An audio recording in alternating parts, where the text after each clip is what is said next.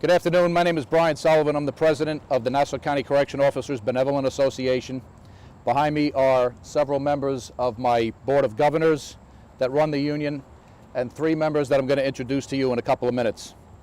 I have a prepared statement. I normally like to speak off the cuff, but I put together some thoughts and I want to make sure that all of my information gets out.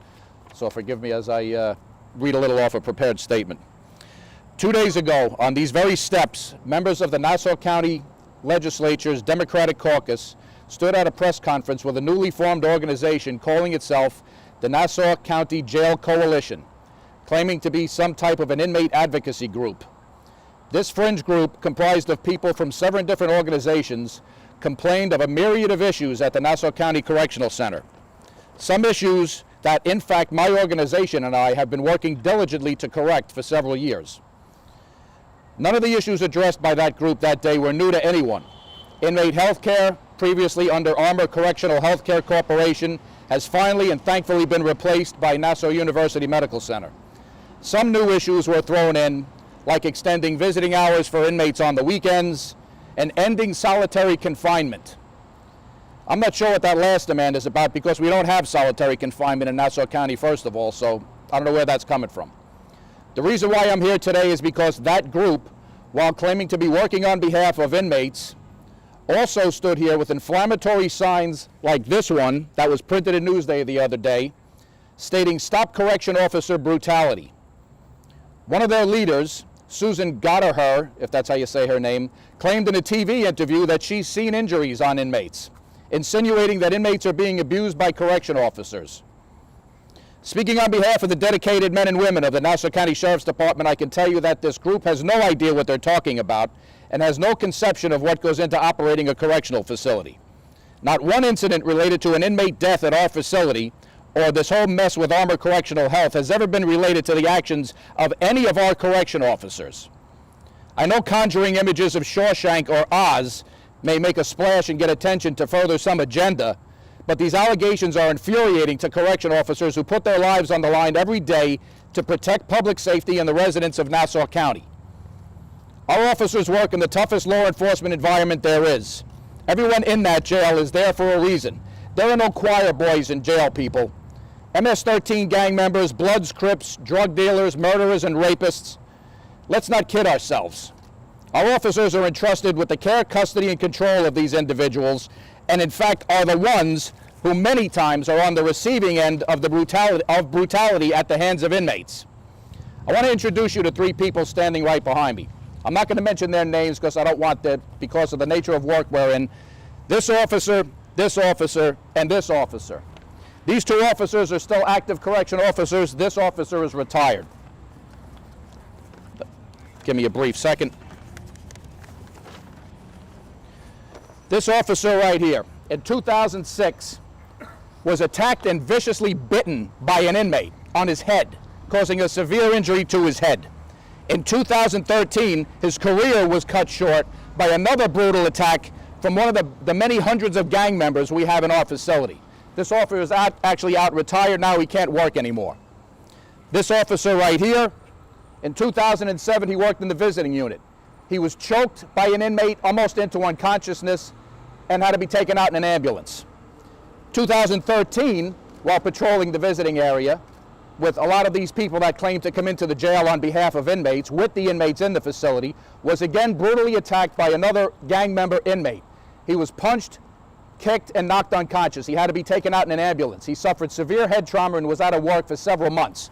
This officer right here, does this look like someone who's brutalizing inmates to you? This officer right here was running a recreation movement and attacked and severely injured by a mental health inmate.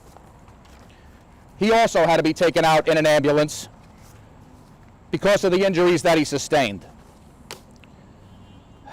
These men have families and people who depend on them. They were brutally assaulted by inmates solely because they were correction officers.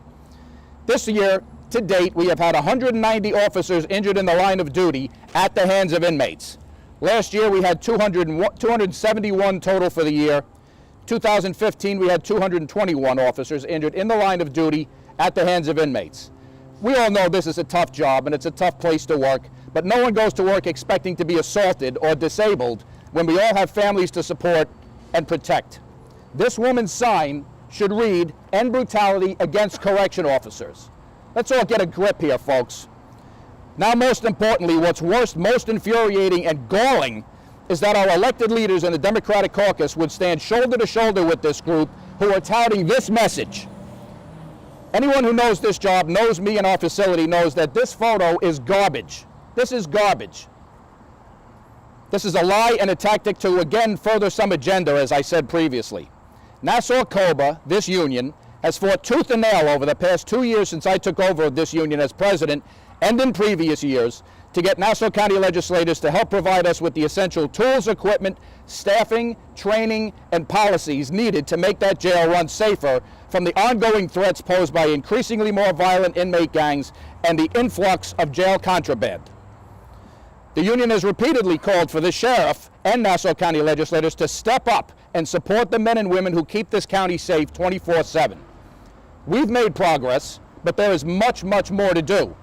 Most importantly, properly staffing the jail, replenishing support units that are able to respond to emergencies,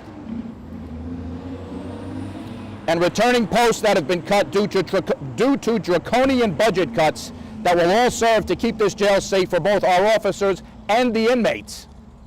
Instead of moving forward with that mindset to provide the tools, training, and staff to make this place better and safer, these elected officials have added insult to injury by joining forces with this fringe group claiming to be advocates that includes former inmates who have committed crimes against Nassau County citizens.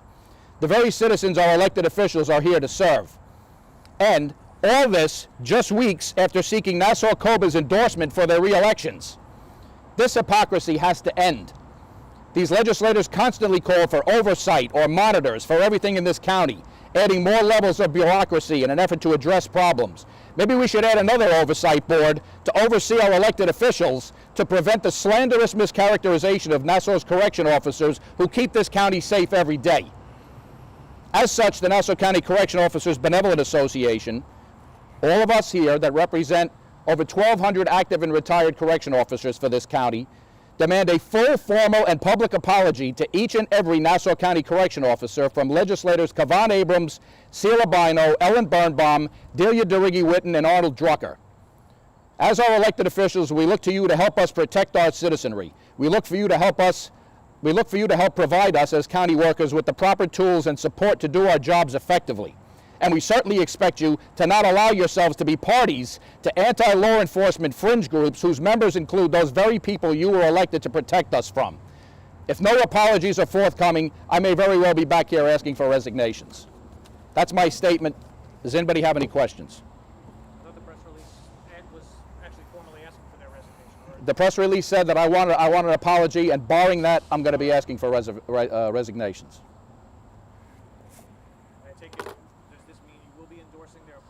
What does this mean for endorsement? We haven't made that yet. I'm waiting to see what these legislators say after spitting in our face like this with these fringe groups. I know these people a very long time. I'm friends with them. I've known a lot of these legislators for well over a decade, and it was a spit in our eye the other day. They're interviewing people that were ex-inmates, drug dealers, everything else. We're talking about heroin problem in Nassau County, and we're associating ourselves with people who have been arrested for drug crimes. What exactly are we talking about? I don't know what's going on with the world here, folks. Any other questions? Don't be shy. All right. Thank you very much for your time. I appreciate it.